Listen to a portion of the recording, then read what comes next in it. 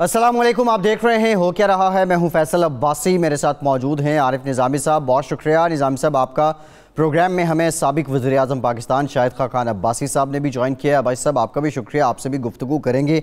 11 अगस्त 2020 मरीम नवाज़ की नैब पेशी के बाद हम देख रहे हैं कि नून लीग मुसलसल पाकिस्तान की सियासत में लाइमलाइट में आती जा रही है। निज़ामी साहब, आप दीगर मामलात पर भी बात करेंगे, लेकिन ये मरियम साहिबा की वो पेशी, फिर उसके बाद नवाज़ शरीफ साहब का मुतहर्रिक होना, दीगर सियासतदानों से राब्ते करना, फिर आज नून लीग ने वाइट पेपर भी जारी किए हुकूमती कारकर्दगी पे। तो ये कोई क्या लग रहा है आपको कि ये कोई बड़ी सीरियस किस्म की मूव है, कोई मज़ामत पॉलिसी फिर से उजागर हो रही है?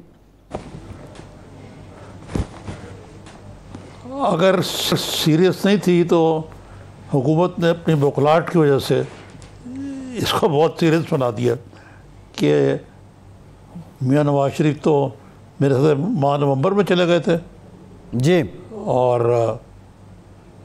अब से लेते अब तब तक खामोश थे, लेकिन अब एकदम पीटीआई की सारी मशीनरी एक फ़ाल होगी कि जी उनको वापस लाना है। फवाद चौधरी साहब अपनी डफली बजा रहे हैं, शिबली फराज साहब तो मजबूर हैं, वो अपनी बात कर रहे हैं, शेख रशीद पेशन गोइयाँ कर रहे हैं हस्ब आदत। तो मेरे ख्याल से ये सवाल अब्बासी साहब से पूछता हूँ, अब्बासी साहब क्या नज़र आ रहा है आपको कि ये मियाँ नवाज शरीफ को तो गए हुए काफ़ी अर्सा हो गया, को ख़ास सरगर्मी नहीं थी इनको वापस बुलाने के सिलसिले में? नहीं, मियाँ साहब को ये 8वां महीना है और उसमें जब यहाँ से गए हैं तो रिपोर्ट्स बड़ी वाज़ेह थी और जो उनकी सेहत को खदशा बड़ा वाज़ेह था। हुकूमत ने एक नहीं कम से कम 4 मुख्तलिफ टीमें भेज कर, जिसमें निजी टीमें भी शामिल थी, शौकत खानम की टीमें भी गई, नहीं ये भी थे फैसल सुल्तान जी, वही शौकत खानम के लोग भी गए। तो उन्होंने कहा जी कि बिल्कुल अगर हुकूमत रोकेगी तो फिर जब अदालत ने कहा कि जनाब ये फिर हुकूमत जिम्मेदारी उठाए, उसके बाद फिर हुकूमत मजबूर होकर उन्होंने ECL से नाम हटाया। अदालत तो पहले भी इजाज़त दे चुकी थी। अब उनके 3, जहाँ तक मुझे इल्म है, 3 सर्जिकल इंटरवेंशन होनी है। वहाँ पर कोविड की वजह से सर्जरी नहीं हो रही, उनको डॉक्टरों ने स्टेबलाइज़ किया है, वो चलते फिरते भी हैं और ये चलना फिरना भी जो डेली चहलकदमी है उनके इलाज का हिस्सा है, जिसके मुख्तलिफ फ़ोटो लेकर कभी एक वज़ीर उठा रहा होता है, दूसरा वज़ीर उठा रहा होता है।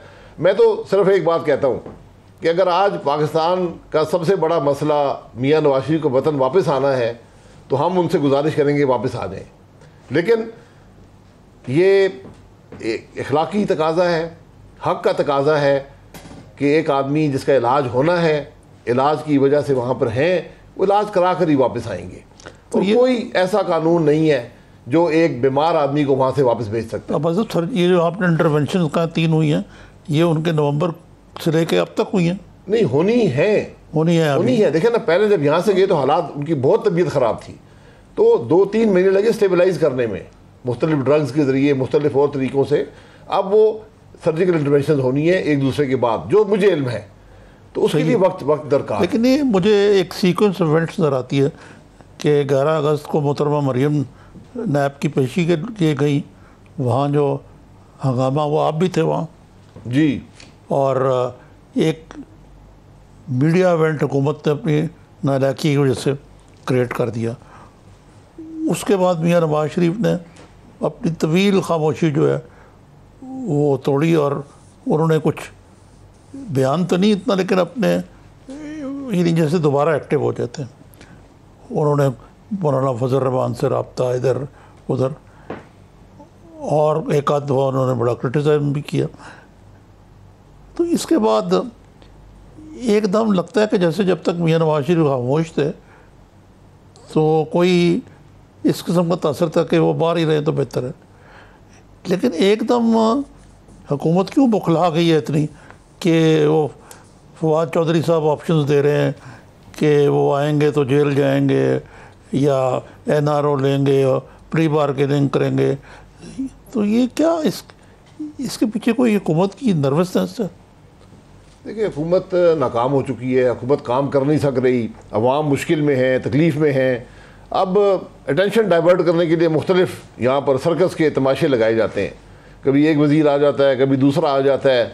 मैं इसीलिए कह रहा हूँ, अगर सबसे बड़ा इशू आज पाकिस्तान का मियाँ साहब को वापस आना है तो उन्हें गुजारिश करें, वो खुद ही आ जाएंगे, कोई ऐसी बात नहीं है। वो पहले भी, ये हम सब भूल जाते हैं कि आज से 2 साल पहले जुलाई के महीने में जब कन्विक्शन हुई, वो लंदन से ही वापस पाकिस्तान आए थे और जेल चले गए थे।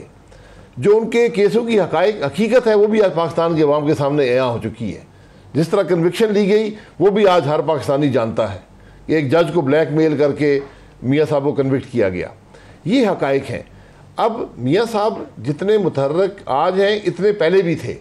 उनके राब्ते मुख्तलिफ पोलिटिकल लीडर से होते रहे हैं, जेल से भी होते रहे हैं, जब घर पर थे वहाँ से भी होते रहे हैं, और लंदन में कम हुए क्योंकि उनकी तबीयत बहुत ख़राब थी। ख़ासतौर पर जब कोरोना वहाँ ज़्यादा फैला हुआ था, जी।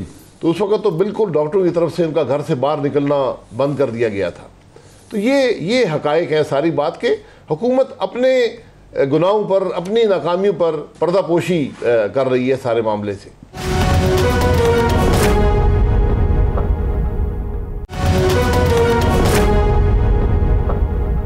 बरतानिया के साथ हमारे एक्स्ट्राडिशन ट्रीटी तो है नहीं कोई, तो ये क्या कोशिश कर देंगे, किस तरह वापस लाएंगे उनको उनकी मर्जी के बगैर? देखिए, ये वज़रा ना किसी को पता है, जिसका काम नहीं है, कोई रेलवे का वज़ीर है, कोई साइंस टेक्नोलॉजी का वज़ीर है, वो बयान, या हर आदमी को बयान देने का शौक़ है। तो इंटीरियर मिनिस्टर बताएं कि क्या तरीका है। कोई ऐसा तरीका नहीं है। कोई मुल्क भी एक शख्स जिसकी जान ख़तरे में हो, जो बीमार हो, उसको इस तरह एक्स्ट्राडाइट नहीं करता। ये बात बड़ी वाज़ेह है। लेकिन वो अभी भी हुकूमत ये तासर दे रही है कि जी वो गलत रिपोर्टों की बेसिस पे चले गए, और जिन लोगों की पहले इंक्वायरियाँ हो चुकी हैं, नैब तक ने उनके अकाउंट्स फरोले हैं, अब दोबारा कह रहे हैं कि जी हम इंक्वायरी करेंगे। क्या ये हुकूमत इतनी को बौखला गई, क्या वजह है? ये हुकूमत तो बौखलाई हुई है ना, क्योंकि किस वजह उससे काम तो हो नहीं रहा। हुकूमत कोई 2 साल में पाकिस्तान की मईशत को इसने तबाह कर दिया, बेरोज़गारी में इजाफा कर दिया, महंगाई में जो इजाफा हुआ है उसकी कोई मिसाल नहीं है पाकिस्तान की तारीख में। 35 रुपये का आटा आज 75 रुपये पे पहुँच गया, 53 रुपये की चीनी 110 की बिक रही है, 30% बिजली में इजाफा, 140% गैस में इजाफा। जी। आप कोई चीज़ ले लें, मईशत की हालत देख लें। इस वक्त हम 15 अरब रुपया योमिया, 15 अरब रुपया योमिया पाकिस्तान के कर्जों में इजाफा हो रहा है। जब से हुकूमत आई है हर रोज़ 15 अरब का इजाफा हुआ। सर्कुलर डेट जो है 120 करोड़ का डेली इजाफा हो रहा है। हमारे ज़माने में 18 करोड़ का इजाफा हुआ योमिया, आज 120 करोड़ है। तो कोई ऐसी जगह नहीं है जहाँ कोई मुस्बत बात नज़र आए। तो हुकूमत अब यही तमाशे लगाकर, कभी कहते हैं NRO, आज वज़ीर-ए-आज़म भी कहता है NRO। मैं वज़ीर-ए-आज़म से पूछता हूँ उसको पता है NRO है क्या या था क्या? वो एक आमिर ने एक ऑर्डिनेंस जारी कराया, उसके ज़रिए वो लोगों को दबाता था और कहता था ये मैं करता हूँ रिलीफ। मुझे खुद NRO ऑफर किया गया मुशर्रफ के ज़माने में। अच्छा। उस पर केस था नैब का। मुझे जज ने अदालत में कहा, उसने कहा जी NRO आ गया है, इसका इतलाक आपके केस पे होता है। मैंने कहा नहीं, आप रहने दें, आप केस चलाएं। उसके बाद वो 3 साल केस चलता रहा। उसने कहा मैं आज केस आपका ख़त्म कर दूंगा, आप ये NRO का इतलाक आपकी केस पे होता है। मैंने कहा चलने दिया 3 साल, अल्हम्दुलिल्लाह वहाँ से बरी हो गए। तो ना NRO ये कोई हुकूमत, जमहूरी हुकूमत दे सकती है, ना कानून में गुंजाइश है, ना कोई चाहता है। इमरान खान अपने NRO को अपने पास रखे और अपने वजीरों को दे जिनको ज़रूरत है। ठीक है।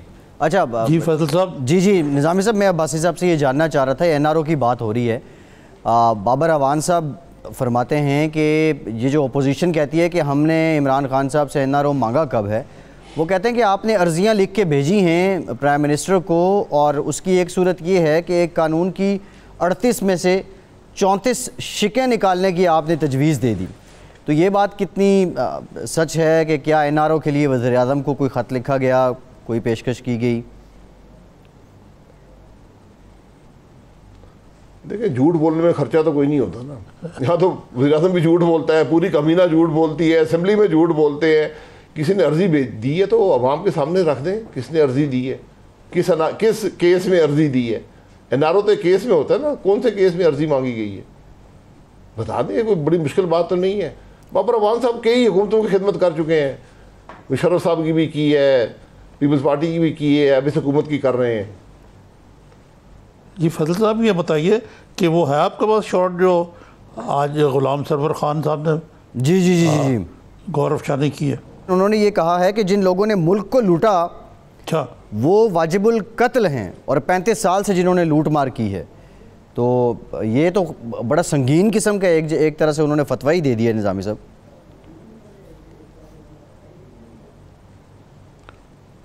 क्यों वाजिब साहब, ये क्या तबसरा आपका इस पर? मैं कहूँ कि वाजिबुल कत्ल इल्ज़ाम लगने से पहले हैं या उसके बाद हैं?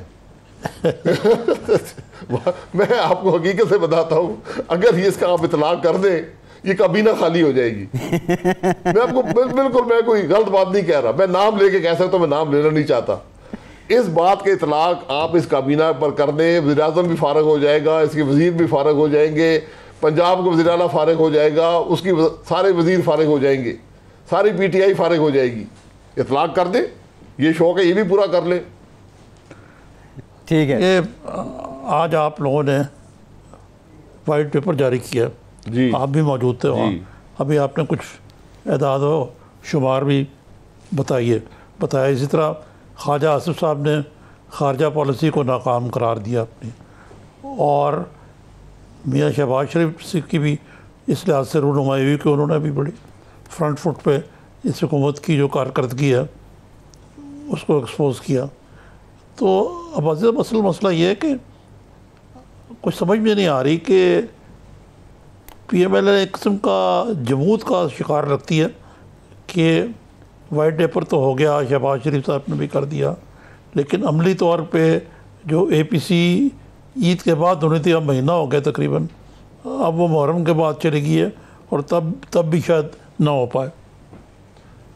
नहीं, APC की ज़रूरत है और जल्द होनी चाहिए, क्योंकि APC में से एक मुतफ़िका लाएमल अपोजिशन का आएगा, और अब वो वक्त आ गया है कि बजाय हर अपोजिशन जमात अपने प्लेटफॉर्म से बात करे, तो APC के प्लेटफॉर्म से एक मुतफ़िका लाएमल के तहत बात होनी चाहिए। पहले कुछ मुख्तलिफ व्यू पॉइंट थे कि मुल्क में क्या हो रहा है, उसका हल क्या है, जमहूरियत को क्या ख़तरात लायक हैं, लेकिन आज इस बात पर सारी अपोजिशन मुत्तफ़िक है कि हुकूमत नाकाम हो चुकी है, अवाम की तकलीफ़ में इजाफ़ा हो रहा है, और आज हम पर लाजिम है कि जमहूरी अमल के अंदर रहते हुए तमाम वो स्टेप्स अपनाएं जिससे अवाम को रिलीफ मिल सके। जी ठीक है। मौलाना तो अपना अपडेट की अलग मस्जिद बनाने लगे हैं, वो कहते हैं कि जी हम -PPP और PMLN अपोजिशन का अलायंस बनाएंगे। नंबर 1 के आया ये इसका मैसेज कोई गलत नहीं जाता, और क्या ऐसा कोई अलायंस जिसमें मुल्क की 2 मेन स्ट्रीम अपोजिशन जमातें शामिल ना हो, वो कामयाब भी हो सकता है? नहीं, मौलाना साहब एक तजर्बाकार सियासतदान है, बहुत ज़ीरक इंसान है, तो उनकी जो तहफ़्फ़ुज़ात हैं उसमें शायद कुछ वज़न हो, क्योंकि माजी में हमेशा ये बात रही है। मौलाना साहब का एक सख्त स्टांस पहले दिन से रहा है, उन्होंने कहा था कि असम्बली में मत जाया जाए, लेकिन बड़ी जमातों ने ये महसूस किया कि हम जमहूरी अमल को चलाने के लिए इस मुतनाज़ा इलेक्शन के बावजूद भी शामिल होते हैं। हम हुए, हमने इस अमल को चलाने की कोशिश की, अब ये अमल नाकाम हो चुका है। मौलाना साहब के तहफ़्फ़ुज़ात बिलों के हवाले से भी रहे हैं, लेकिन हमने ये समझा कि जो कौमी सलामती के मामलात हैं उसमें 2 राय नहीं होनी चाहिए। फैटफ की बिलों को हमने बेपनाह अमेंडमेंट्स के बाद जो मुल्क के मुफाद में थी, हमने उनको सपोर्ट किया। तो ये अब उनके इख्तलाफात तहफ़्फ़ुज़ात यकीनन हैं, लेकिन सियासत में ये सब चीज़ें दूर होकर एक बड़े मकसद के लिए। ठीक है, अब भाई साहब एक ब्रेक। मौलाना साहब इंशाल्लाह हमारे सिर्फ सफ़ों में शामिल नहीं होंगे, इस एफर्ट को लीड करेंगे इंशाल्लाह। ठीक है, एक ब्रेक लेते हैं। ब्रेक के बाद ये तो दलील बहुत घिसपिट गई है कि जमहूरी अमल को डिरेल नहीं होने देना चाहते, तो मौलाना के जो शिकवे जो डिमांड्स हैं शायद उस पर पूरी तरह अमल नहीं हो सकता, लेकिन पीपल्स पार्टी और नून लीग के जो अपने स्टेक्स हैं, स्टेक्स बचाने के लिए मौलाना को जो झंडी करवाई जा रही है, ब्रेक के बाद इस पर बात करते हैं। हमारे साथ रहिए।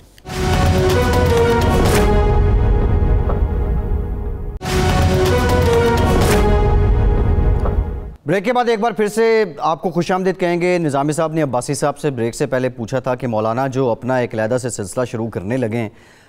अब्बासी साहब, मान लिया बड़ी जमातें हैं, आप लोगों ने जमहूरियत के लिए कुर्बानियाँ दी हैं और इस अमल को आप डिरेल नहीं होने देना चाहते, ये बातें एक तरफ, लेकिन कुछ आपके जो मुखालिफिन और नाक़दीन हैं वो ये भी कहते हैं कि पीपल्स पार्टी का अपना स्टेक है, उनकी हुकूमत है, ज़ाहिर है वो भी एक सिलसिला चल रहा है, नून लीग जो अपनी पॉलिसी बदलती है, मौलाना को कभी क्या कहा जाता है, कभी क्या तसल्ली दी जाती है, उसके पीछे नून लीग के भी कुछ उनकी क़यादत के ज़ाती स्टेक्स हैं।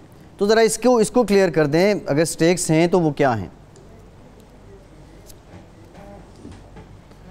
देखिए, कोई ज़ाती स्टेक नहीं है। ज़ाती स्टेक किसको आप कहते हैं कि हमें कोई केसेस से रिलीफ मिल जाएगा? आप ये देख लें, आज 2 साल इस हुकूमत को हो गए हैं, उससे पहले 9 साल मुशर्रफ साहब लगे रहे, उनको कोई करप्शन नहीं मिली। इस हुकूमत के पास हमारी हुकूमत का 5 साल का रिकॉर्ड मौजूद है। आज तक एक केस किसी पर नहीं बना सके क्योंकि करप्शन हुई नहीं है। मैं इस हुकूमत की करप्शन आपके सामने रख सकता हूँ। जितनी करप्ट ये हुकूमत है, पाकिस्तान की तारीख में कोई नहीं है। और आज ये हकीकत है कि सिर्फ अपनी करप्शन छुपाने के लिए दूसरों पर करप्शन के इल्ज़ाम लगाते हैं। मुझे बता देना, 2 साल में कोई केस बन पाया? शहबाज शरीफ पर बन पाया, नवाज शरीफ पर बन पाया, मुझ पर बन पाया? पूरी नैब लगी रही, पूरी हुकूमत लगी रही, हर किस्म के किराए के वजीर लाए गए, कुछ नहीं मिला क्योंकि है नहीं। आज सिर्फ चीनी के स्कैंडल में 250 अरब रुपया खाया जा चुका है पाकिस्तान की आवाम का। सीधा डाका है उनकी जेब में। 53 रुपये की चीनी 110 की बिक रही है। 57 रुपया किसकी जेब में जा रहा है, किसकी मदद से जा रहा है? इसका कोई जवाब है? तो हमने किसी को कभी लारा नहीं लगाया, किसी को हमने नहीं कहा कि मौलाना साहब से यकीनन इख्तलाफ राय हो सकता है, लेकिन जमहूरी अमल पर कोई इख्तलाफ नहीं है। और जमहूरी अमल, मैं इसको किसी पिटी बात नहीं समझता। हमने बड़ी मार खाई है। आज जो हम मार खा रहे हैं, जो हमारे मुश्किलात हैं, उसमें सबसे बड़ी वजह यह है कि मुल्क में जमहूरी अमल ना इस्टेब्लिश हो सका। हम 10 साल चलते हैं, 10 साल फिर पीछे जाते हैं। जी ठीक है। तो उसके लिए हमारी कोशिश है कि हम इस मामले से बच सकें। ये मतलब ये जो एक आम जो परसेप्शन है ना पब्लिक में, वो ये है कि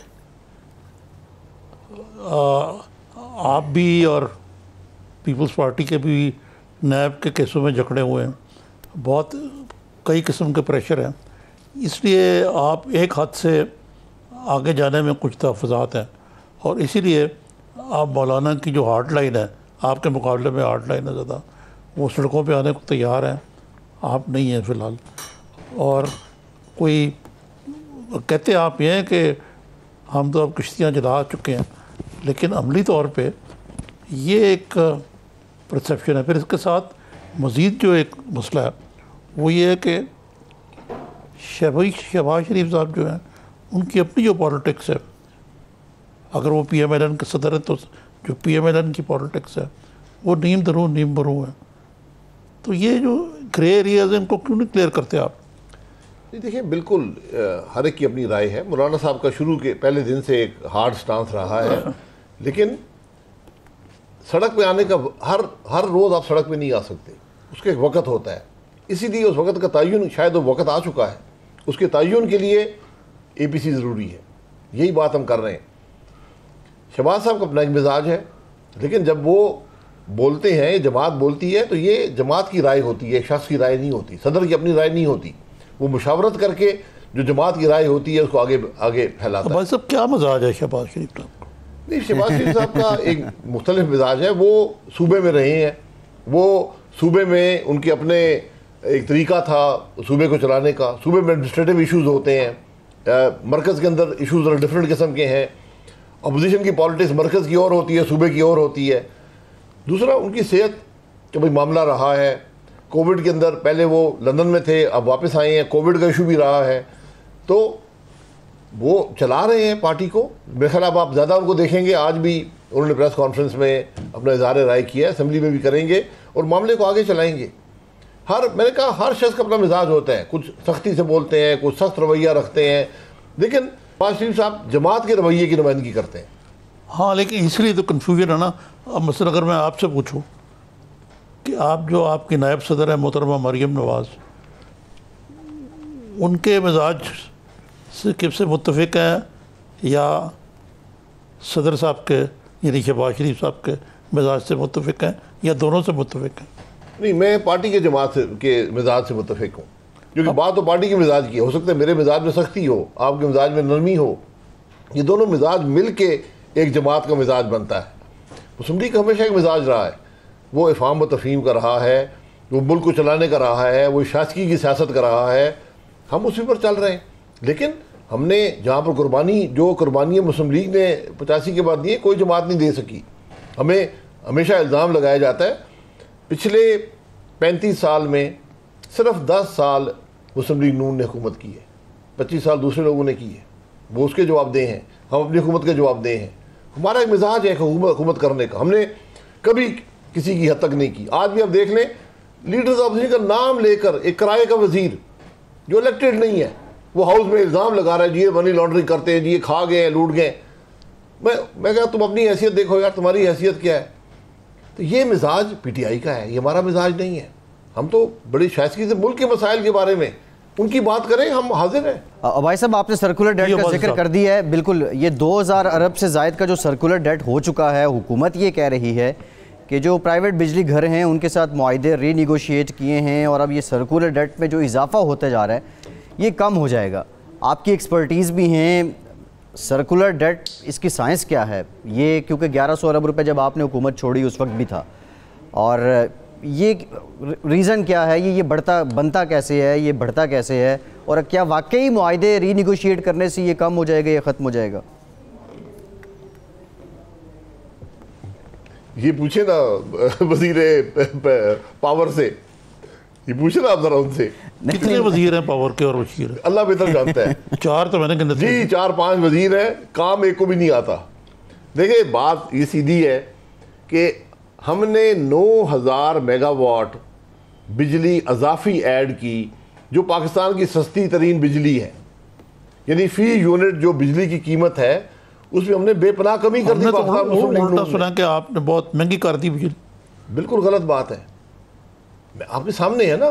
आज जो 5000 LNG के प्लांट्स हैं, जो 4000 इसके कोल के प्लांट्स हैं, 1000 मेगावाट लाहौर के इर्द गिर्द 12 साल डीजल पे चलता रहा। जब पाकिस्तान में बिजली 7 रुपए की बन रही थी, वो प्लांट 28 की बनाते थे। वो हमने गैस दी, आजकल भी तो फिर डीजल पे चले हैं। ये हुकूमत की मेहरबानी है। LNG इंपोर्ट नहीं की हमने? बिल्कुल बिल्कुल, वो डीजल पे चले।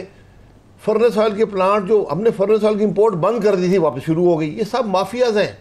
आज हुकूमत और माफिया मिले हुए हैं, ये फ़ायदे हासिल कर रहे हैं। और दूसरी बात ये है कि कॉस्ट ऑफ जनरेशन का सर्कुलर डेट से बराह रास्त ताल्लुक नहीं है, क्योंकि आपको नेपरा पूरा टैरिफ देता है जिसमें ये सारी कॉस्ट शामिल होती है। आपसे रिकवरी हो नहीं रही। सर्कुलर डेट तो वो है जो आप बिजली डिस्कोस को देते हैं, वो आपको पेमेंट नहीं करते। वो जो गैप है, वो जो फ़र्क है, मैं 100 रुपये की बिजली देता हूँ लेट से ISCO को, मुझे वो 85 रुपये वापस करते हैं, तो 15 रुपये सर्कुलर डेट हो गया। तो ये सर्कुलर डेट आज 120 करोड़ योमिया की रफ्तार से बढ़ रहा है। ये हकीकत है आज हमारी, और ये 100% नलायकी है, और इस नलायकी की जो बुनियाद है वो करप्शन है। तो अब्बासी साहब, अब ये मुहर्रम या आशूरा के बाद गालिबन या पूरे महीने के बाद ये APC या उसका नाम कुछ और रख रहे हैं शायद अब ये ग्रैंड पार्टी या क्या है? जी, वो जो भी नाम हो, मकसद यही है कि बैठकर सारी जमातें, अपोजिशन की जमातें इकट्ठी होकर मुल्क के मुफाद में, अवाम के लिए, असूल इक़्तिदार के लिए नहीं, यकीन करें ये असूल इक़्तिदार की लेकिन आप देखना, आप तो बैठ ही नहीं सक रहे ना। नहीं, बैठेंगे। देखिए, मैंने कहा ना कि बैठने का एक वक्त होता है। मैं, अगर आप मुझसे पूछते हैं तो वो वक्त आज था, यानी ये जो रमज़ान के ईद के बाद बिल्कुल बाद वो वक्त भी ये क्या था कि ईद के बाद वो बदकिस्मती से नहीं, जो भी उसकी वजूहत है वो नहीं हुआ। अब इंशाल्लाह आशूरे के बाद ये सितंबर में ये बात हो जाएगी और एक मुतफ़िक़ा लाएमल तय हो जाएगा। जी जी जी जी जी साहब, ये जो अब्बासी साहब बातें कर रहे हैं इसीलिए जी मैं अब्बासी साहब, ये फैसल है जी फैसल जी जी जी हाँ, ये तो ऐसा ही है निज़ामी साहब। जी। अच्छा, अब्बासी साहब, आपसे जानना चाह रहा हूँ, ये सब बातें अपनी जगह हैं। ऑनेस्टली हमें यहाँ बैठ के ये लग रहा है कि आप नहीं चाहते कि ये हुकूमत वक्त से पहले जाए, और कोई मिड टर्म की जो तारीख है वो भी हमारे यहाँ कोई इतनी शानदार नहीं है। लेकिन ये जो मज़ामत की बात हो रही है, नून लीग मज़ामत करेगी, आपके कारकुन भी कुछ चार्ज हुए हैं 11 अगस्त के बाद, क्या लाइन ऑफ एक्शन क्या होगा? कि किस तरीके से मज़ामत होगी? ईवान में तो आप लोग बात कर रहे हैं, आज हमने देखा एक और स्टेप ऐड हुआ कि सारा पैनल बैठ के आपने प्रेस कॉन्फ्रेंस की। ये इसी सिलसिले में कुछ चीज़ें बढ़ती जाएंगी? मुझे ये बताएं, आप हुकूमत से जान छुड़ाना चाहते हैं ना? देखिए जी, अगर पाकिस्तान के अवाम चाहते हैं तो हम हाजिर हैं। और मुझे तो आपकी बातों से यही महसूस हुआ कि आप भी चाहते हैं हुकूमत जाए। नहीं, मैं तो निज़ामी साहब भी चाहते हैं हुकूमत अपनी जमहूरी टर्म पूरी करे जी, और जमहूरी तरीके से ही जाए। अगर जनाब देखिए, जमहूरी, बिल्कुल हम भी जमहूरी तरीके के हक में हैं, लेकिन सड़क भी जमहूरी तरीका है। जब तंग आमद बजंग आमद तो फिर वो होगा। हम वहाँ पर बात नहीं जानी चाहिए, हाल उससे पहले निकलना चाहिए। तो हमारी कुछ जिम्मेवारियाँ भी हैं। हुकूमत को सिर्फ हटाने का मकसद नहीं है, मुल्क के मसाइल के हल का मकसद है। और मैं आपको हकीकत से कहता हूँ कि आज शायद नया इलेक्शन भी मसाइल का हल नहीं रहा। आपको पहले तय करना होगा कि मुल्क चलेगा कैसे। मैं पहले भी आपके प्रोग्राम में बात की है, ये आज सारे स्टेक होल्डर्स को बैठ कर तय करना होगा हुकूमत चलेगी कैसे। वो मतलब आपका मतलब ये है कि कोई नया निज़ाम लाना पड़ेगा? नहीं, नया निज़ाम नहीं, नए निज़ाम बिल्कुल मत लाएं। यकीन करें, नए निज़ाम के लोग बातें कर रहे हैं ना, ये वो लोग हैं जो पहले भी मुशर्रफ साहब के ज़माने में ये बातें करते थे, आज भी वो बातें शुरू कर दी हैं। जिनकी कमिटमेंट नहीं है पार्लियामेंट में, जो समझते नहीं हैं। पाकिस्तान सिर्फ एक जमहूरी पार्लिमानी निज़ाम में आगे बढ़ सकता है, कोई और तरीका नहीं है। इस निज़ाम के अंदर हम सब की जिम्मेदारी है कि पाकिस्तान के अवाम की राय का एहतराम करें। इलेक्शन गैर मुतनाज़ा होना चाहिए। लेकिन अब साहब मसला यहाँ ये है कि जब वो जो हुक्मरान है वो ये कहते हैं कि जी हम तो इन करप्ट लोगों से हाथ भी मिलाने को तैयार नहीं हैं, यानी एक टेबल पे बैठना तो गुजारा, कौमी असम्बली में भी वो आपसे मुसाफा करने को तैयार नहीं है, तो फिर किस तरह ये कंसेंसस किस तरह हो सकता है? तो मैं भी उन करप्ट लोगों से बात करने को तैयार नहीं हूँ। आज पाकिस्तान के सबसे बड़े करप्ट लोग तो गवर्नमेंट के बेंचेस पर बैठे हुए हैं। नहीं, ये तो ठीक है बात आपकी दलील के तौर पे, लेकिन नहीं, दलील के तो नहीं, आप हिसाब लगा लेना। जो सवाल आपने मुझसे किए हैं, 2 साल में आप करप्शन को पकड़ सकें।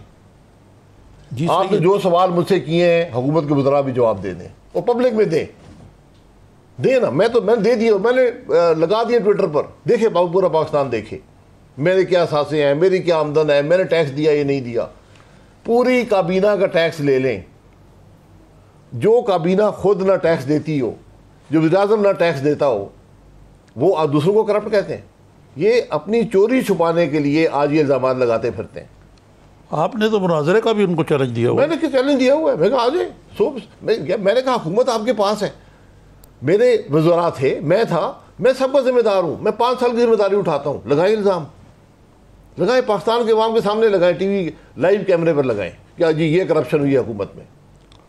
लेकिन वाज़ साहब ये जो लैक ऑफ कंसेंसस है, चाहे हमारे मुख्तलाफ राय हो, लेकिन जो बुनियादी चीज़ें पार्लियामेंट्री सिस्टम, फेडरल सिस्टम वगैरह वगैरह वगैरह, फ्री मीडिया, इस पर भी अगर कंसेंसस ना हो पाए तो फिर किस तरह निज़ाम चलेगा? ये कंसेंसस आपको ज़हन में चाहिए। इंसाफ का तकाजा क्या होता है? इल्ज़ाम से सिर्फ बात नहीं बनती, इल्ज़ाम लगाने से पहले सोचना पड़ता है। इल्ज़ाम साबित ना कर सके, इल्ज़ाम लगा ना सके, माफ़ी मांगनी पड़ती है। ये इखलाकी कदरें होती हैं। आज आप मीडिया को ले लें, क्या आज मीडिया आज़ाद है? मैं आपको हकीकत से कहता हूँ, बदतरीन अमरीत में, मुशर्रफ की अमरीत में मीडिया ज़्यादा आज़ाद था। जी सही है। आज इस जमहूरियत में, ये जो नाम ने आज जमहूरियत इमरान खान की है, आज जितनी कदगन मीडिया पर है, सबसे बड़ा पाकिस्तान में मीडिया का जो मालिक है या उसका चीफ एडिटर, वो जेल में। किस बुनियाद पे, किस मकसद के लिए? कोई अभी तक आप आज इल्ज़ाम नहीं लगा सके। और ये वही नैब है जिसके कानून में लिखा है कि 30 दिन में आपने केस प्रोसेस करके ख़त्म करना। जी। आज वो आदमी बहरा 150 दिन हो गए जेल में बैठा हुआ है, कोई पूछने वाला है? 6 माह से ऊपर हो गए। तो फिर 200 दिन होने लगे, कोई पूछने वाला है? तो अगर वो महफूज नहीं है, मैं तो ये कह रहा हूँ, अगर मीडिया वाले महफूज नहीं है जो अपनी बात पूरी दुनिया के सामने रख सकते हैं, और पूरी दुनिया ने बात की है शकील रहमान साहब के बारे में, तो फिर मैं और आप महफूज होंगे। जी ठीक है। बताइए कि जो आप जो नक्शा खींच रहे हैं तो आपका पैमाना सब्र कब लबरेज होगा? नहीं, हमें सब्र का बड़ा मादा होता है। अच्छा, ये सियासतदान वाहिद एक ये वो है बरादरी है जिसमें सब्र का पैमाना वो इन्फिनिट होता है, यानी उसकी कोई हद ही नहीं होती, वरना ये आप ये काम ये सियासत नहीं कर सकते। जी जी हाँ, क्योंकि बेहतर यही है कि देखें ना, अगर जो सूरत हाल मुल्क में इस वक्त तेल सड़क पे फैला हुआ है तिली लगाने की जरूरत, और आपको भी इसका एहसास है मेरे ख्याल से कि फिर मामला तो आपके कंट्रोल में नहीं रहेंगे। बिल्कुल, हम यही कह रहे हैं। भाई साहब बहुत शुक्रिया। साबिक वज़ीर-ए-आज़म पाकिस्तान शाहिद खाकान अब्बासी साहब हमारे साथ मौजूद। शुक्रिया भाई साहब। एक ब्रेक लेते हैं, ब्रेक के बाद जो आज नून लीग ने वाइट पेपर जारी किए हैं उस पर बात करेंगे। हमारे साथ रहिए।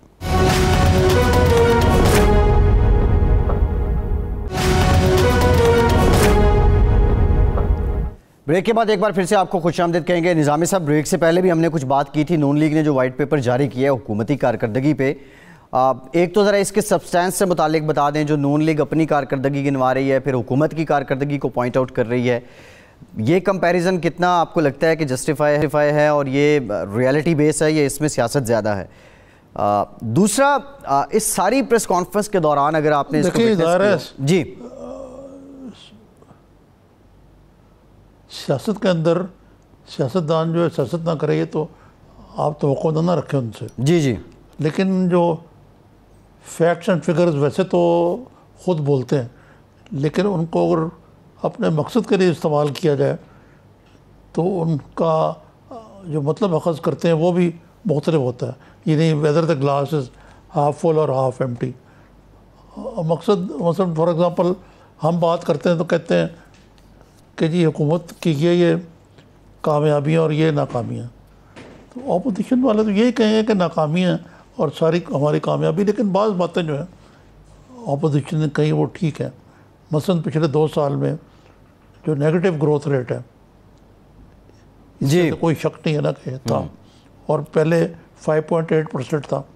अब हुकूमत तो कहें जनाब हम तो बड़े ज़बरदस्त जा रहे थे, कोविड ने हमारी कमर तोड़ कर रख दी। तो ये इस किस्म की बातें हैं, लेकिन बाज़ चीज़ें जो हैं वो ऐसी हैं जो नाकाबिले तरदीद है। मसलन ये अभी असल में ये जो PMLN ने ये आज किया है शहबाज शरीफ सरकर्दी में, ये रद्द अमल है इमरान खान और उनके बुजुर्ग की कारकर्दगी का जो जश्न, हुस्न करदगी का जश्न जी 3 दिन तक चलता रहा। बिल्कुल ऐसे है, बिल्कुल और ऐसे उसमें देख के लगता था कि जनाब मैं सोचने लग पड़ा यार कि क्या ये वही पाकिस्तान है जिसके बारे में हम बात करें रोज़? ये हुक्मरानों का एक अलग पाकिस्तान है जी, इसमें दूध की नहरें बह रही हैं और शहद की नहरें बह रही हैं, लेकिन एक हकीकत तो है ना कि बाकी बातें तो छोड़ दें आप। निज़ामी साहब, आज इस प्रेस कॉन्फ्रेंस को अगर आपने देखा हो, शहबाज शरीफ साहब जब बैठे हुए थे तो बड़ा डिटेल था, सब्सटेंस भी ठीक था, लेकिन शहबाज शरीफ साहब कुछ कंफर्टेबल उस तरह नहीं थे, और एक इम्प्रेशन ये भी आ रहा था कि शायद वो बड़ा ख़ुद को दबा के बैठे हुए हैं, ज़बरदस्ती बैठे हुए हैं। आपने ऐसा देखा, ऐसा फील किया आपने? वो ज़बरदस्ती तो नहीं बैठे हुए थे यार, वो मुस्लिम लीग के प्रेसिडेंट हैं, उनको बैठना था, लेकिन वो ज़रा अपने आप को रेस्ट्रेन रखते हैं। उसकी वजह से अगर कोई प्रेशर हो तो मैं कह नहीं सकता, लेकिन अदरवाइज़ मेरा नहीं ख्याल कि कोई ऐसी बात है जो आप कह रहे हैं कि ये रेस्टोरेंट थे। लेकिन मैं ये कह रहा था कि देखें, जो बाकी बातें छोड़ दें, वो मैंने पहले भी जिक्र किया 1984 का अमेरिकी सदर रेगन का इलेक्शन में कवर करने गया था जी। वो बेचारे 80+ थे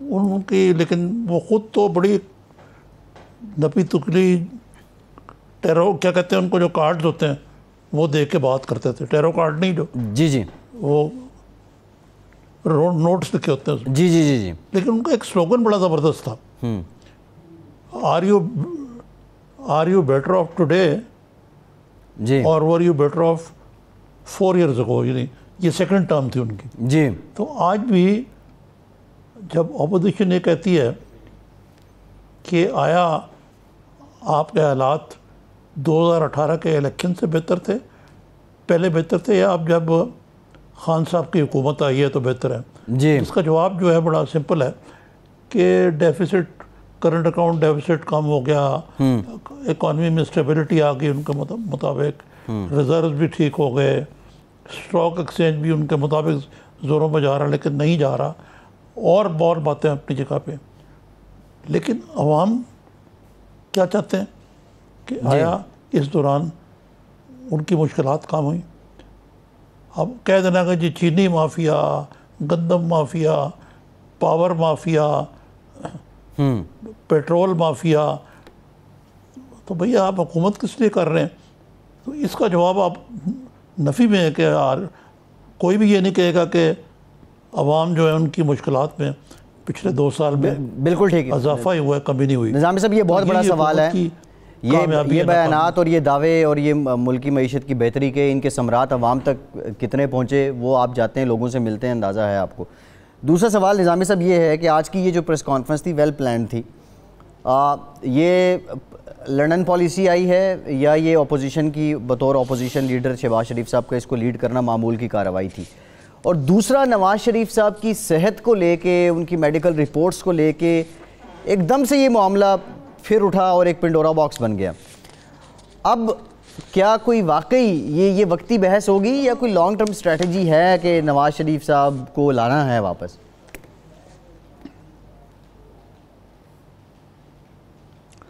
नहीं, लाने में तो कोई, देखें पहले ये थी स्ट्रेटजी कि विदाउट एनी क्या कहना चाहिए, कोई बग़ैर किसी की तौहीन किया, मैं एहतराम से जिक्र करूँगा कि उर्दू में जो मुहावरा है ना, ख़ास काम जहाँ पा के जी नवाज शरीफ चला गया, बैठा हुआ है अपना कॉफ़ी पी रहा है, ये कर रहा है वो कर रहा है, हमारी जान तो छोड़ी हुई है ना।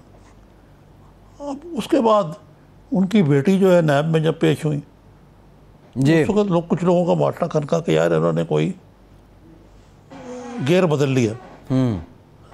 गेयर बदलने का मतलब है कि ज़रा स्पीड ज़्यादा हो गई, पैर दबा दिया और गेयर बदल दिए जी, और अब मरियम फ्रंट फुट पे आ रही हैं। चाहे वो ऐसा ना हो, और वो इत्तेफाक तो नहीं था, लेकिन नैब ने खुद ही ट्रैप हो गई वहाँ नैब जी।